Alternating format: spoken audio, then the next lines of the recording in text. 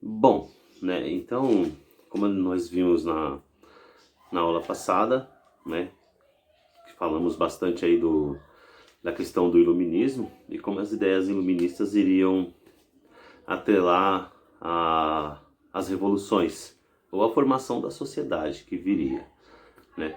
E eu disse a vocês que as ideias do iluminismo representavam liberdade e muitas vezes essa liberdade passava a ser liberdade religiosa, a liberdade contra a igreja e até mesmo a liberdade econômica, que é a formação de um novo Estado, e um Estado agora que vai privar, ou que vai, na verdade, intensificar suas ideias liberalistas, né? Ou as suas ideias de acumular a riqueza.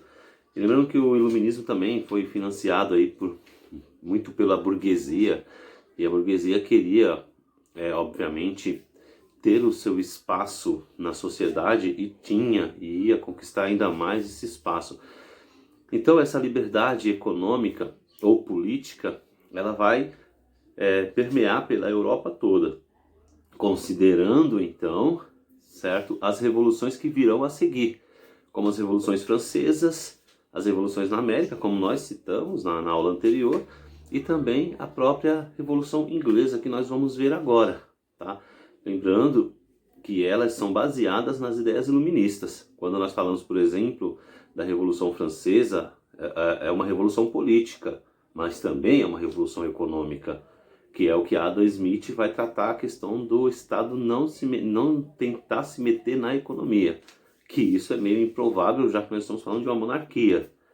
Mas nós vamos ver então uma Revolução Inglesa, que é uma revolução política influenciada pelas ideias iluministas, tá? E aqueles teóricos que a gente já tratou, como John Locke, que fala da liberdade política, como Voltaire, que fala da liberdade de expressão, e Adam Smith, que fala da liberdade econômica. São aí os três princípios, né, ou os três pilares para que as revoluções possam acontecer, ok? Agora nós vamos então ver algumas imagens e vamos fazer alguns comentários sobre essas imagens, tá? Até mais. Bom, né, então, como a gente pode observar aí, né, nós vamos começar a falar da Revolução Inglesa. E aqui essa imagem, né, que retrata aí a Revolução Inglesa, quando de fato os puritanos lutaram pela liberdade, tá? Aqui na Revolução Inglesa vocês veem um mapa mental, né? Esse mapa mental traz aí o contexto, como que foi a Revolução, né? As dinastias. A dinastia era períodos na qual certas famílias ficavam no poder, por isso que ele chamava de dinastia, tá? Então nós vemos que o contexto histórico aí era o Estado absolutista, né? Que nós conversamos na sala de aula sobre o absolutismo. Então vem o iluminismo, e aí o iluminismo traz novas ideias a essa revolução. Então nós temos aí duas figuras importantíssimas, que é Oliver Cromwell e os puritanos, tá? Então isso vai ser aí pilar da Revolução Inglesa. A Revolução Inglesa, então, como eu já disse anteriormente, é um movimento político, militar, religioso que vai aí retirar o rei ou o poder absoluto da Inglaterra e colocar um novo modelo político baseado no iluminismo, que era um parlamento, ou seja, um lugar onde o povo podia participar dessas decisões políticas.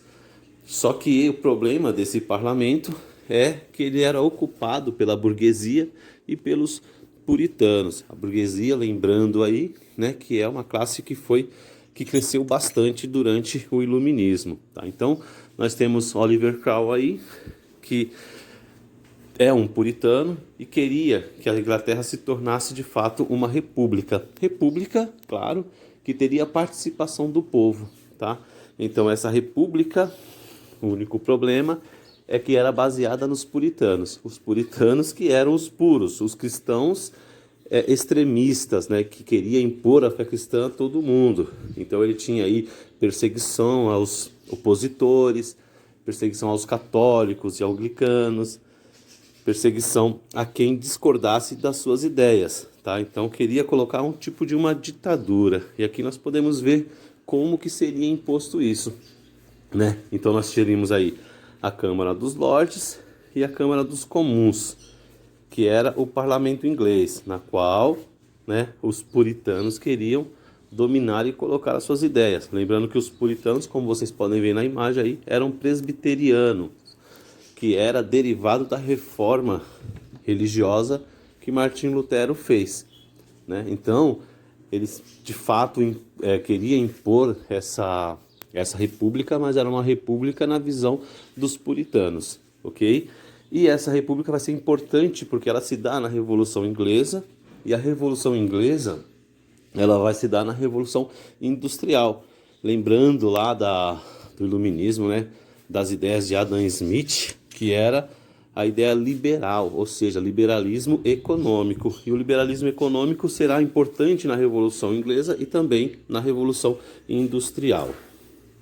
Então, né, fazendo um resumo geral da nossa aula de hoje, entendendo a Revolução Inglesa, ela se dá após o fim do absolutismo, com as ideias iluministas, e essas ideias iluministas vão influenciar o líder, Oliver Cromwell, juntamente com os puritanos. E a burguesia vai apoiar, porque a burguesia, como sempre, está atrás de economia, ou de dinheiro, ou de acumular essas riquezas, né? Então, nós temos aí a Inglaterra tirando o absolutismo e colocando a república.